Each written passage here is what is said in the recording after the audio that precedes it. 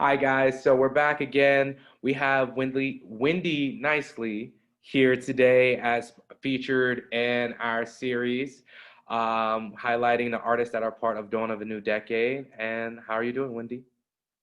I'm good. Excellent. Thank you. So, can you tell us a little bit about yourself and your practice and like your background creatively?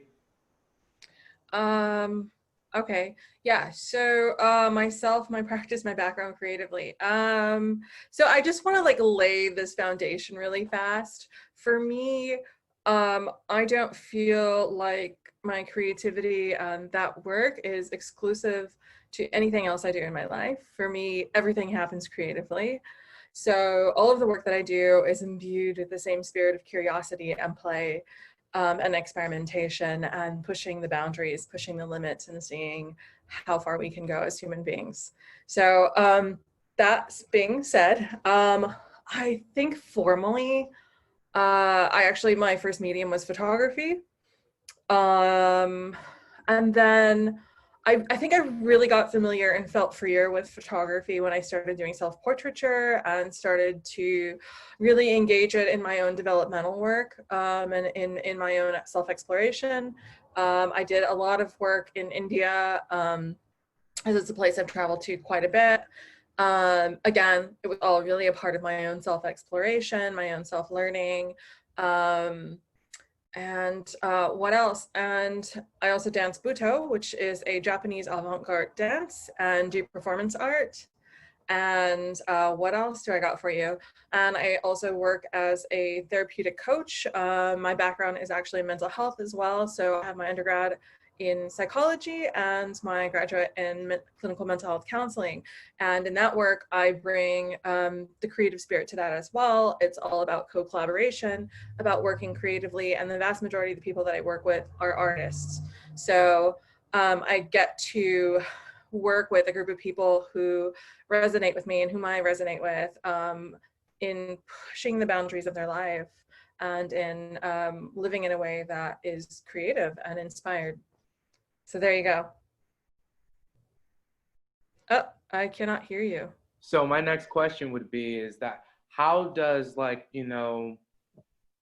the work that you do how does like your formal education inform your process, and as far as your process of pushing things to pushing new boundaries and pushing the limits, how does that manifest in your work and like which ways exactly?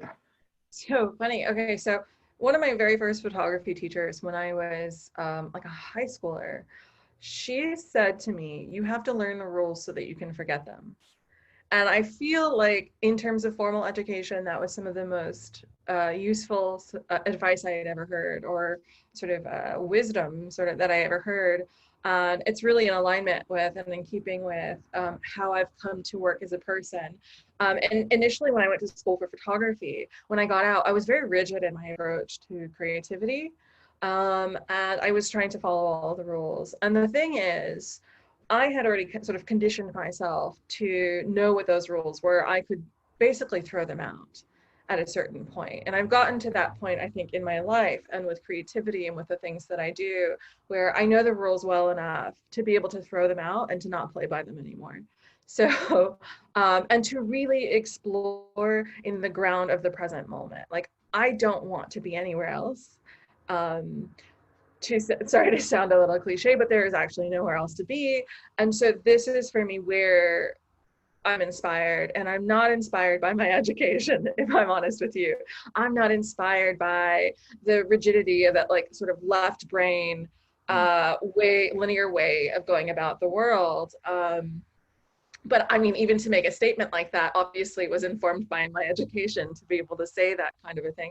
So, I mean, my education is both a part of how I function and how I work, and Mm-hmm. my background is a part of that, but also letting go of that and working in more unstructured spaces.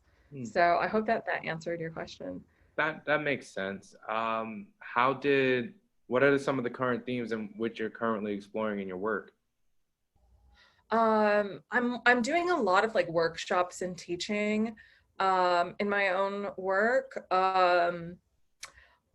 some of it around movement, actually. I'm really, really interested in the ways that we can move our bodies to tell stories, and the ways that, and especially as a response to oppression and to being in a body that's oppressed, like how do we use movement, performance to liberate ourselves, liberate these bodies, which we were told were completely wrong. Mm. And to move in the world and to let them tell a story that oftentimes the world does not want us to tell with our mouths and with our words. So I'm really, really, really very fascinated right now with how we use movement and how we can use movement as a form of personal liberation and a broader liberation in the world. So I'm very, very interested in how do we bring the creative spirit into social change, and like how do we bring it into wellness, and like that these things aren't actually separate, that to be able to play, to be able to move with curiosity is so much needed in the world. And so finding ways to like teach this stuff, to workshop it, to practice it, to bring it into our lives as daily practice feels really authentic to me. And so that's kind of what things are looking like these days, and that's where I feel really inspired from. Nice. I Yeah. mean, that's a lot to work with, especially now more than ever, you know? Yeah. And with like after movement being restricted somewhat throughout this Mm-hmm. year. So Oh that brings, yeah. yeah. And that brings me to like my next question. Have you developed any, how has the quarantine in 2020 impacted your process? Mm-hmm. I feel I started quarantine in India. I was trapped in India, Wow. actually. Yeah, and you know, like the way it is, that it's been this thing where profound feeling Hmm. brings about profound artwork, and it's really unfortunate sometimes. And maybe it's because we're not really embracing profound joy in artwork sometimes, that it feels unfortunate. But truly, I kind of remember being in India, and in India the quarantine was so intensive. There were basically cops walking around the streets with batons ready to hit you, and especially if you were not Indian, because they Wow. assumed that you had brought COVID in. So it's in this small village, and you know there were police quite aggressively in the streets beating people, and I really couldn't leave this tiny little hot apartment in 120-degree heat. So I was feeling things. I was feeling things, and I was being asked to work with what was at hand and to find out what was around me. And so in my usual way, this is kind of how a practice I've used throughout my life, which was to pick up my camera and to start photographing my world, to photograph my feet, to photograph a dress hanging in a window, to photograph a cow outside, to photograph just like really simple things, to learn how to both remember that I'm okay and alive and in the moment, Hmm. and start to see the beauty in the ugliness in a Hmm. way. So for me, that was a really useful process in just kind of getting reoriented with the reality of my world in that moment, and finding out that, you know, there's plenty at hand, just Wow. right where I was. That Yeah. sounds like it was a really good grounding exercise. Yeah. And it didn't take, I want to just say, it didn't make me less in pain in a certain way, because I was also removed from my children who were here, and who their babysitter was leaving them, and I was like totally destroyed and freaked out, and so I was having a lot of feelings about it. And you could see that even in the way that I would photograph something, I photographed it completely differently. Hmm. You know, there were a lot more shadows, it was a lot darker in a certain way, Hmm. uh, but it was still very grounding, as you said. Yeah, but there's something to that's like, you know, it sounds like it captures like the duality of it though too, to be able to be grounded in what's present, but Hmm. to still be around uncertainty, to be around this dark, this like, you know, especially earlier in the year when everything was way more chaotic. It's still chaotic, but in the way where it's just like when everything was first happening. So that sounds like that was really intense, honestly. So I think this really goes into like how I've learned to work with creativity, where I'm like, they're not separate from my life, it's not separate from my process, it's not like creativity then there's life, Mm. creativity then there's me. It's like all of that. And so much of my approach is like, how can I workshop creativity? How can I practice it, teach it, like create all of that as a way that I live my life and a way that I get reoriented with the world. And I think that that practice in the beginning of quarantine really exemplified how, you know, a more broader view of how I do creativity. Hmm. So it brought you back to, from what I'm hearing, it brought you back a little bit to how you approach your process in a bit. I think it's a good example of it anyway. I think it's a good Okay. example of how I do it. Um, and yeah, it says a lot. It says a lot about that kind of how I connect all of this stuff together. That to me is just one big ball of, you know, life as a creative person.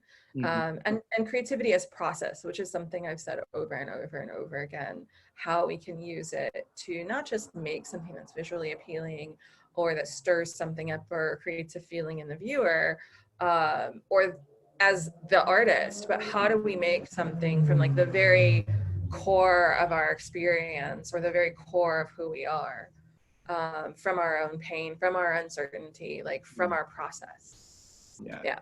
Sort of in a way of like, how can you use creativity as a way of being to Yeah. approach the actions in which you are looking to produce? Mm-hmm. Mm-hmm. So, Yeah. I actually had another question. With you being an artist from Staten Island, how has that shaped your experience? What is your experience of being someone who is creative and does creative projects, being from here, and what does it look like for you to work out here creatively? Yeah. So there's always the first thing is that, like, you know, when I'm not on the island a lot, I will say I'm more on like I'm in St. George, so I'm like across from Manhattan. So Mm. there's a lot of that movement going on. But it is funny when I'm walking around and I see someone and I'm like, they're an artist. Should I talk to them? Like, because you do feel kind of on the island, or I feel like I live in a bit of a bubble. And so when you do see someone that resonates, that you're like, oh, we might be like, you know, coming from the same place, Mhm. you get a little excited, you know, because it's not like just rolling around Williamsburg or whatever. You Yeah. know, you get a little bit like, are you my people? Yeah. You know, like, um, you know, I would love to see arts grow on the island. I'm invested in that, because I think it's needed and I think it's wanted. Mm. Um, yeah, that's kind of my feeling. And I think there's also, like, weirdly enough, a lot of sometimes the stuff I want to do relies on having enough space to do it. And that's one thing we get to have here on the island is like space. Mm. There's a lot of space to create something, a lot of space to do a photo shoot if you wanted, a lot of space to like do a performance, to do something like that. And I could see it being a really uh, up and coming place to make art for people to come and view art, especially larger installations, because we can accommodate it. Yeah. So those are kind of my feelings about being an artist on the island. I don't spend a lot of time on the island, admittedly. It, it'd be like that. I've heard that so many different times throughout my life, so I totally understand. So speaking about Staten Island and Staten Island art and Staten Island arts, could you tell us a little bit more about the piece that you have featured in our show? Yeah, actually, I have two. I'm trying to remember what they are. Okay, I have two. And one of them is actually a girl sitting at a table, and it is quite dark, and there's this big sort of shadow that falls on her.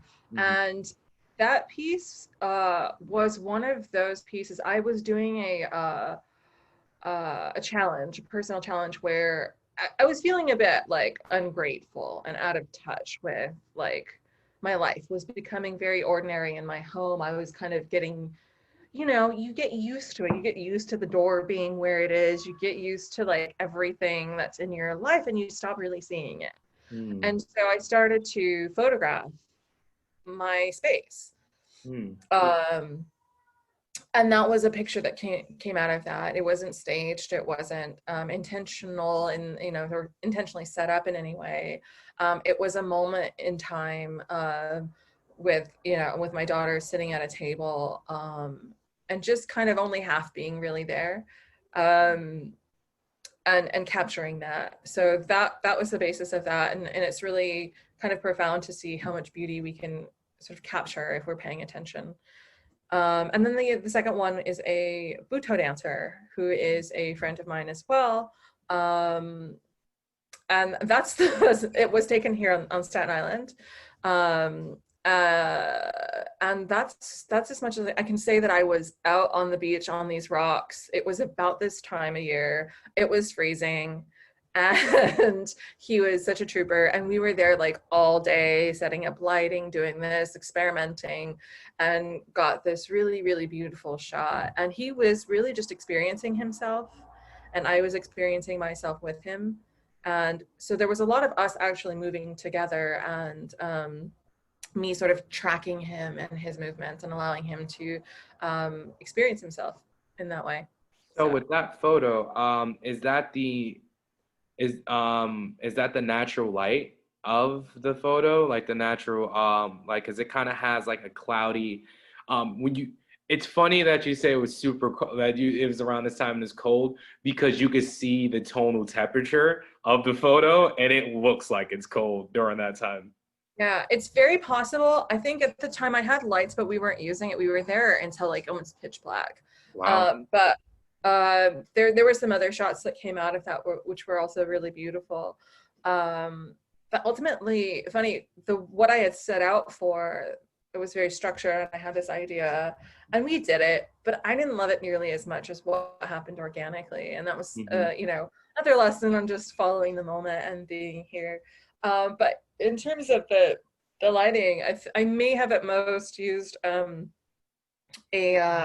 word escapes me, a reflector. Oh, gotcha. Yeah. The silver tone, but really, yeah, it was kind of bluey gray out, and it had that, and this is like way sunnier than I think it was last year. Yeah, it was like really like yeah, very gray out and very, you know, whatever, had that sense. Well, it's beautiful. Both of your pieces that you have in the show are beautiful. I want to ask you, if you were to give any advice to up and coming artists, what would that be? Okay. So before I answer that, I will say, you know, I started off wanting to make money on my work. And as a photographer, that's like a really feasible thing. And, you know, I did a lot of headshots.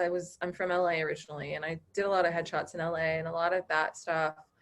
And I got to a point, and I was doing a lot of portraiture even by the time I moved on the East Coast, but I got to a point where I was losing zest for what I was doing. And I found that the things that turned out well, that I enjoyed, were not the things I was always commissioned to do. And so for me, I mean, if I could, I'm just going to give advice to my younger self. It would be, don't hustle. Love what you do. Make art everywhere you go. Do it because for the joy of doing it. And do it relentlessly and publicly and fully. And that's enough. And get another job. You know, get a second job. If it's in the arts or something that's actually going to pay the bills, so that you don't like you're not pimping your work. You know, like you're loving it. And it shows. And if you can manage to do that in a really functional way, some photographers do that in a very functional way. More power to you. But yeah, do what you love. Also, just be super smart. You know. Pretty sound advice. So, Wendy, we're about to go. Is there anything else you would like to say to our audience? Any projects you're working on that you would like to plug? Do you and where can the people find you? Yeah, any projects I'm working on can be found on my website, wendynicely.com. That's like Wendy, like it's windy out, nicely, like it's nicely done.com. And so that's where you can find a lot of like workshops and whatever the heck I'm up to. And if you subscribe, then you get like notifications about that stuff, but not like loads of emails, because that's super annoying. Awesome. Well, thank you, Wendy. We appreciate you taking the time out to talk with us, and we hope that we see you more around on the island and Yeah, keep up the amazing work. great. Thanks. Mhm.